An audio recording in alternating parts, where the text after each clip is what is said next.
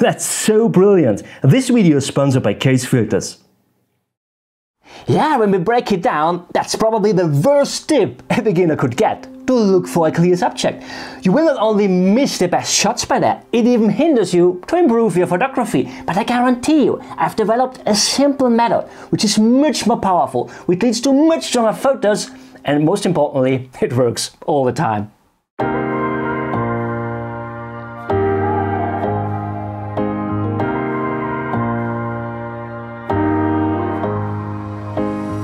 My friends, very nice to see you. Look for a clear subject. That's a well-meant tip experienced photographers tend to give to beginners.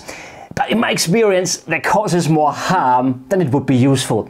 The problem is simply beginners tend to get this completely wrong. And not only beginners, by the way, I had already quite experienced photographers in my workshops who tapped completely into that same trap. And that ends up that photographers look at a fantastic scene and they don't know what the subject is. So either they ditch the shot and miss a masterpiece maybe, or they ruin their photo by making their completely wrong decisions, just because of that fixed idea of a need of a subject. Okay, so what's going wrong here? And first of all, and to make it even a little bit more confusing here, yes, we really need a clear subject, but a subject is not necessarily what you might think. I think that needs maybe a little bit more of explanation, right? Subjects, are simply misunderstood, and I think that has to do with the way of how we got into touch with photography for the first time in our lives. And I don't know how it was for you, of course, but when I took my first shots in my life, I didn't try to get a world-class shot. I just tried, to take a photograph of my parents in the summer holidays. It was all about bringing my parents into the frame and maybe the castle ruin in the background or the sailing boat or a palm tree, whatever. So I had a clear idea of the subject, which was my parents in that case. I also was sure about if I would just photograph the boat was my subject. Or if I would just photograph a palm tree, the palm tree was my subject. And I also knew, to get some more abstract photographs maybe, I could decide to photograph a rubbish bin, for instance, or some part of a bicycle or any other subject, right? So it seems that we learned about subjects completely automatically. That is something no one ever told us. It is something we knew already 20, 30, 40 years maybe before we even started with our real photography. And now here comes the shock. That is completely wrong. Well, let's say it's not wrong actually, but it's not the whole truth.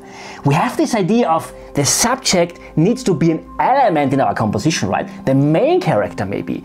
And I mean, there could be maybe, if we want to shoot a portrait of any element, but especially fine art photography goes far beyond the idea of shooting portraits. Do we need a clear subject? Yes, we do. But, and that's important now, we don't need an element to be our subject. Stop thinking object-oriented, my friends. Think story-oriented instead. Instead of thinking just about the bike, think what happened to the bike. Did the biker maybe do any mountain biking tour maybe or so? Think what happens to the rubbish bin. What happens to the palm? And as it is a landscape photography channel, don't try to find an element in the landscape to be a subject.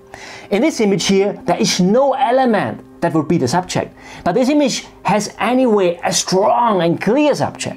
What is the subject of this image? It is the sunset. The subject of this image here is not the mountain. It is what happens to the mountain, by the light in this case. The subject of this one here is not the waterfall. It is the story of water running back into the mountain again. And although the mountain in this image here is even a big center object, the mountain is not the subject. The subject is the interaction between the orange light, the clouds, and the mountain. Ultimately, the way of how the elements interact with each other leads to the subject. Instead of just showing a specific element, we show the element in its surroundings. It's all about interactions, it's all about storytelling. So forget subjects, forget even the word subject and replace it by topic. Because by that, we breathe life into our photographs. That is the stuff from which world-class photos are made. By the way, if you want to bring your photography to world class, there are just 5 steps to overcome actually, and I made already a comprehensive video about that. I will link it here for you. My friends, I hope you liked this video. If yes, please give me a thumbs up. And thank you so much for watching. See you next time. Bye.